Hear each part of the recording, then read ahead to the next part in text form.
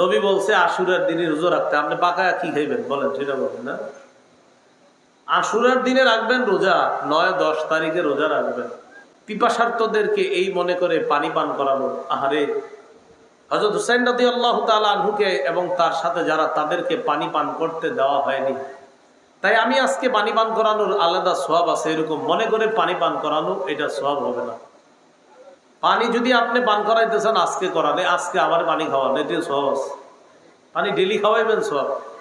ওই দিনকে নির্ধারিত করা এটা অন্যায়, এটা সঠিক নয়। ওই দিনকে নির্ধারণ করা, এরপরে ইসালে সোয়াবের জন্য কিছু পাকানো। নবী বলছে আশুরার দিনে রোজা রাখতে, আপনি পাকায়া কি খাইবেন বলেন, সেটা বলেন না। আশুরার দিনে রাখবেন রোজা, 9-10 তারিখে রোজা রাখবেন। قال رسول الله صلى الله عليه وسلم لئن بقيت إلى قابل لأصومن التاسع। রাসূলুল্লাহ সাল্লাল্লাহু আলাইহি সাল্লাম বলেন, আগামী বছর যদি আমি দুনিয়াতে থাকি, আমি 9 তারিখেও রোজা রাখবো, 10 তারিখেও রাখবো। অন্য হাদিসে আছে ফাইদা কানাল আমুল মুকবিলু সুমনাল ইয়াউমাত তাসিআ قال فلم يأتي العام المقبل حتى توفي رسول الله صلى الله عليه وسلم। নবী বললেন, আগামী বছর যদি আমি দুনিয়াতে থাকি, সাহাবীরা শোনো, আমরা সবাই 9 তারিখেও রোজা রাখবো, 10 তারিখেও রোজা রাখবো।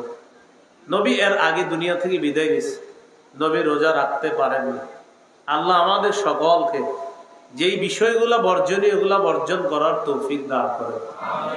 ঢোল বাজানো নিষেধ, খালি পায়ে বাচ্চাকে রাস্তায় নামানো কোনো ফজিলতের নিয়তে নিষেধ। খালি পায়ে রাস্তায় নামানো ফজিলত ইত্যাদির নিয়তে এটা নিষেধ। খালি পায়ে যখন হাঁটান, এখন বৃষ্টির দিন চলতেছে, কোনো জায়গায় যদি আপনার পায়ে নাপাক লাগে, এরপরে নামাজটা পড়েন কেন, সেটা বলে না। খালি পায়ে হাঁটানো এটা করা যাবে না, এগুলা নিষেধ। আল্লাহ আমাদেরকে বুঝার তৌফিক দান করেন। মুহররম মাসকে কেন্দ্র করে কবর কেন্দ্রিক বাড়াবাড়ি নিষেধ। সহিহ বুখারীর বর্ণনা 435 নম্বর হাদিস, লাম্মা নুজিলা বিরাসূলিল্লাহি সাল্লাল্লাহু আলাইহি ওয়াসাল্লাম কানা ইয়াতরাহু খামিসাতান আলা ওয়াজহিহি। নবীর যখন ইন্তেকালের সময় হলো, মুমূর্ষ অবস্থায়, নবী তার চেহারা মুবারকের উপর একটা কাপড় দিস। কাপড় দিয়ে রাসূল সাল্লাল্লাহু আলাইহি সাল্লাম ফাইদা তাম্মা, যখন প্রাণ যাবে যাবে অবস্থা, কাশাফাহা আন ওয়াজহিহি, কাপড়টা চেহারা থেকে সরাইছে। সরানোর পর নবী বললেন, লা'নাতুল্লাহি আলাল ইয়াহুদি ওয়ান নাসারা ইত্তাখাযু কুবুর আমবিয়াইহিম মাসাজিদা। ইহুদিদের উপর আল্লাহর লানত, খ্রিস্টানদের উপর আল্লাহর অভিশাপ। তারা নিজেদের নবীদের কবরকে সিজদার স্থান বানিয়েছে। নবীদের কবরকে তারা সিজদার স্থান বানিয়েছে। ইহুদিদের উপর আল্লাহর অভিশাপ, খ্রিস্টানদের উপর আল্লাহর অভিশাপ। এটা ইন্তেকালের ঠিক পূর্ব মুহূর্তে নবী বলে দিয়েছেন। আমরা মুহররমকে কেন্দ্র করে কবর কেন্দ্রিক বাড়াবাড়ি করা থেকে বেঁচে থাকবো। আল্লাহ তৌফিক দান করেন। কবরের দিকে ইঙ্গিত করে আল্লাহ নবী বললেন, তোমরা কবরের আযাব থেকে আল্লাহর কাছে পানাহ চাও। ইস্তাইযু বিল্লাহি মিন আযাবিল কবরি মাররাতাইনি আও সালাসা। নবীজি বললেন, তোমরা কবরের আযাব থেকে আল্লাহর কাছে পানাহ চাও। এই কথাটা 2 বার অথবা 3 বার বললেন। এরপর আল্লাহ নবী বলেন, ইন্নাল আবদাল মুমিনা ইযা কানা ফি ইনকিতাইদ দুনিয়া ওয়া ইকবালিম মিনাল আখিরাহ। ঈমানদার বান্দা যখন দুনিয়া থেকে বিদায় নেওয়ার সময় হয়, ওয়া ইকবালিম মিনাল আখিরাহ, আখিরাতের দিকে যখন রওনা হয়, নাযালাত ইলাইহি মালাইকাতুম মিনাস সামা বিদুল ওয়ুজুহ। ঈমানদার বান্দার আত্মাটা স্বাগত জানিয়ে নিয়ে যাওয়ার জন্য আল্লাহর পক্ষ থেকে অসংখ্য অগণিত সুন্দর সুন্দর ফেরেশতারা উপস্থিত হয়ে যায়। হিলফুল ফুজুলের পক্ষ থেকে বলা হয়েছে মৃত্যুর পরবর্তী জীবন সম্পর্কে কিছু বলার জন্য। সূরা জারিয়াতের 56 নম্বর আয়াত তেলাওয়াত করলাম। এই আয়াতে আল্লাহ তাআলা আলোচনা করেছেন। এই জন্য একটু মনে রাখবেন। এই ভাই বারবার এখানে উঠতেছেন, আমার ডিস্টার্ব হচ্ছে, কি হয়েছে? দরকার নাই, ফ্যান লাগবে না, আসেন বসেন বসেন, ফ্যান লাগবে না ভাই, ফ্যান লাগবে না, বসেন না,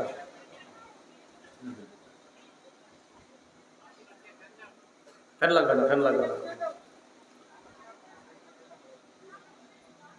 সূরাতুজ জারিয়াতের 56 নম্বর আয়াত। এই আয়াতে আল্লাহ তাআলা আলোচনা করেছেন তিনটা জীবন, একটা দুনিয়ার জীবন, আর একটা কবরের জীবন, আর একটা আপনার কবর পরবর্তী জীবন। কয়টা জীবন হলো? তিনটা জীবন। দুনিয়ার জীবন যেটাতে এখন আমরা আছি, এই দুনিয়ার জীবন সম্পর্কে প্রথমে মনে রাখবেন, এরপরে কবরের জীবন, এরপর ওই পরবর্তী জীবন। দুনিয়ার জীবনে আল্লাহ আমাদেরকে কেন পাঠাইছে? যদি মরণ হয়েই যায়, সূরা জারিয়াতের 56 নম্বর আয়াত আছে, ওমা খালাকতুল জিন্না ওয়াল ইনসা ইল্লা লিয়াবুদুন। আমি ভুল বলছি, সূরা আনকাবুতের 57 নম্বর আয়াত, কুল্লু নাফসিন যায়কাতুল মাউত। প্রত্যেকটা নফস মৃত্যুর স্বাদ গ্রহণ করবে। এটা হলো সূরা আনকাবুতের 57। আর সূরা জারিয়াতের 56 নম্বর আয়াত হলো ওমা খালাকতুল জিন্না ওয়াল ইনসা ইল্লা লিয়াবুদুন। আল্লাহ তাআলা বলেন প্রত্যেকটা মানুষ মৃত্যুর স্বাদ গ্রহণ করবে। এখন প্রশ্ন হলো, মৃত্যুর স্বাদ যদি গ্রহণ করা লাগে, তাহলে আমাদেরকে আল্লাহ কেন বানাইলেন? এই কথাটা সূরা জারিয়াতের 56 নম্বর আয়াতে আল্লাহ বলেন, ওয়ামা খালাকতুল জিন্না ওয়াল ইনসা ইল্লা লিয়াবুদুন। জিন এবং ইনসানকে সৃষ্টি করেছি ইবাদত করার জন্য। তাহলে প্রথমে আল্লাহ বললেন সবাই মরতে হবে, তো মরতে হবে আসি কেন তাহলে? তা আল্লাহ বলেন ইবাদত করার জন্য। বলেন তো আমাদের সবার কি করতে হবে? মরতে হবে। তো এখন আসি কেন? ইবাদতের জন্য। তিরমিজির বর্ণনা 2466 নম্বর হাদিস, 2466। এই হাদিসটি হাদিসে কুদসি। আল্লাহ তাআলা বলেন, ইয়া ইবনা আদম তাফাররাগ লিইবাদাতি আমলা সাদরাকা বিনা ওয়া আসুদ্দা ফাকরাক। আল্লাহ তাআলা বলেন, হে আদম সন্তান, ইবাদতের জন্য নিজেকে ফারেক করে নাও, অবসর করে নাও, যথাসাধ্য চেষ্টা করে ইবাদত করো। আমি আল্লাহ ওয়াদা করলাম, ইবাদতের জন্য যদি তুমি সুযোগ বের করে নাও, আমি তোমার অন্তর ধনাঢ্যতায়, টাকা পয়সায় পরিপূর্ণ করে দিব। ইবাদত করো। ওয়া আসুদ্দা ফাকরা, তোমার দারিদ্রতা আমি দূর করে দিব। তুমি যদি ইবাদতের জন্য সময় বের করো, তাহলে আমি তোমার অন্তরটা ঐশ্বর্যে নিয়ামতে পরিপূর্ণ করে দিব।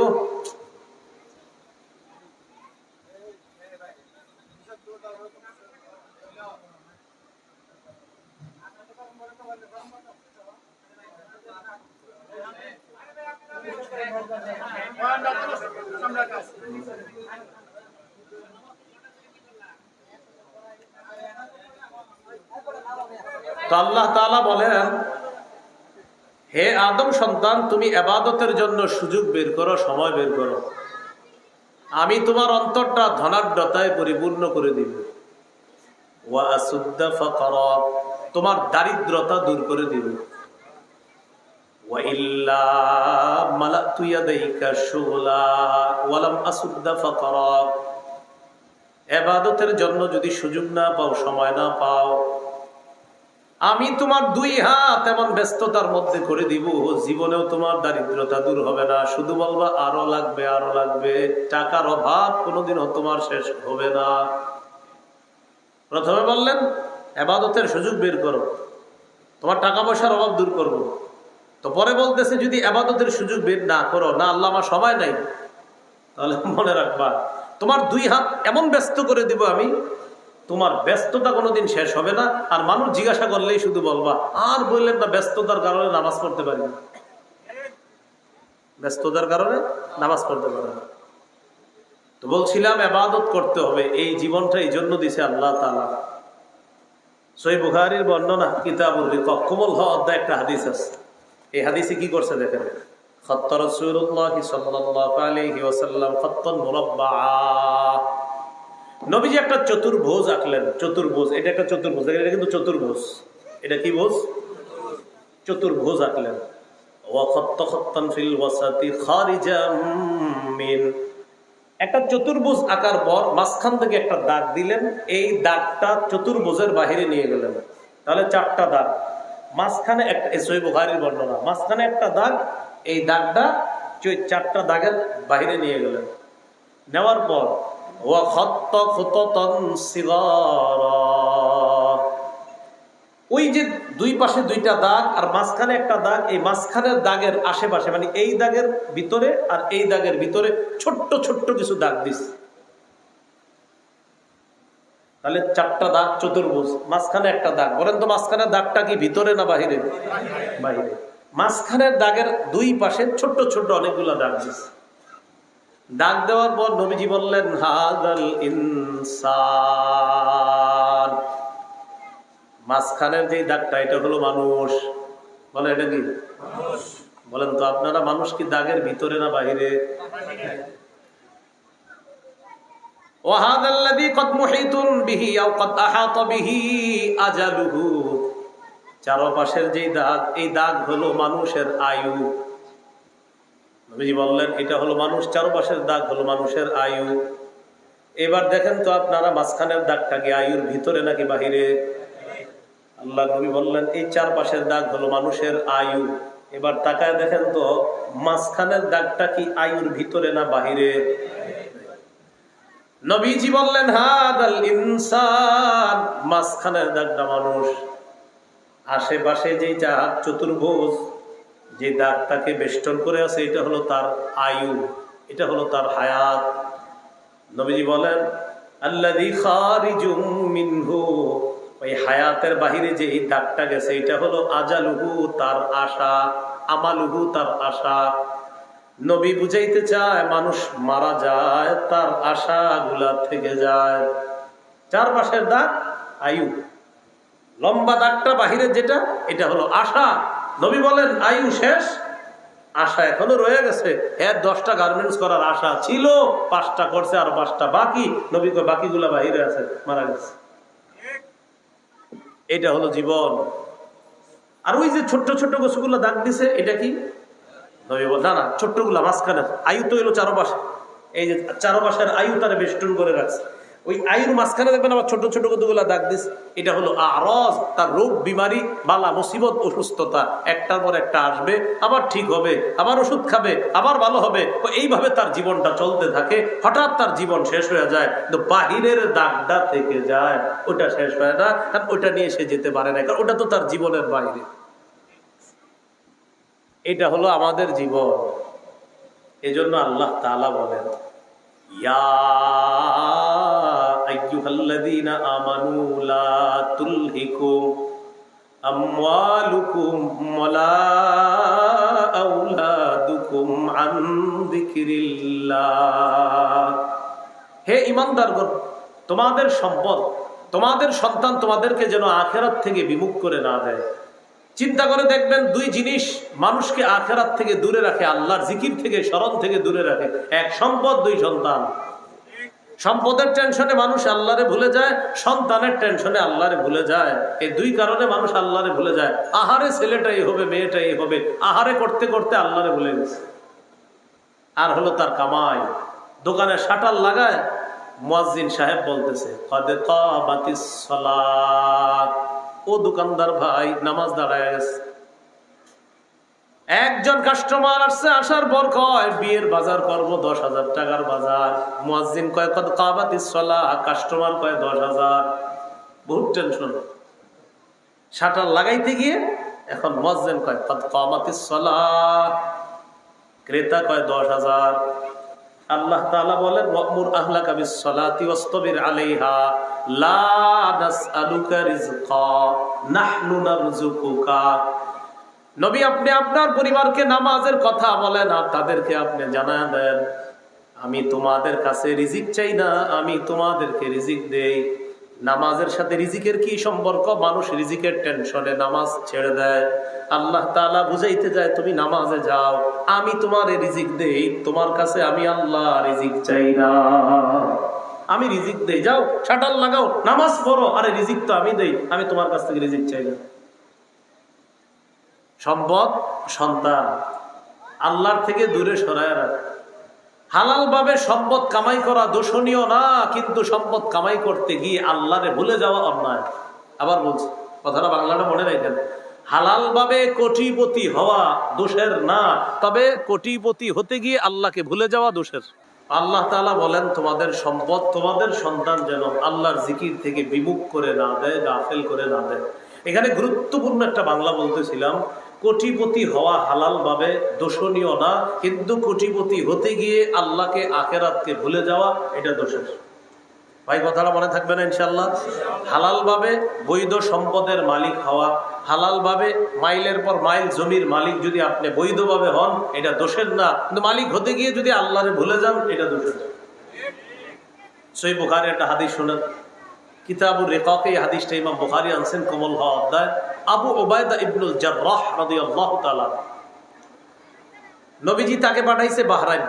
বাহরাইনে আছে না অনেকে দেশের? বাহরাইন, বাহরাইনে নবীর পক্ষ থেকে যিনি দায়িত্ব পালন করতেছে গভর্নর হিসাবে, তখন যাকে নবীজি বানাইছে তার নাম আলা ইবনুল হাজরামি।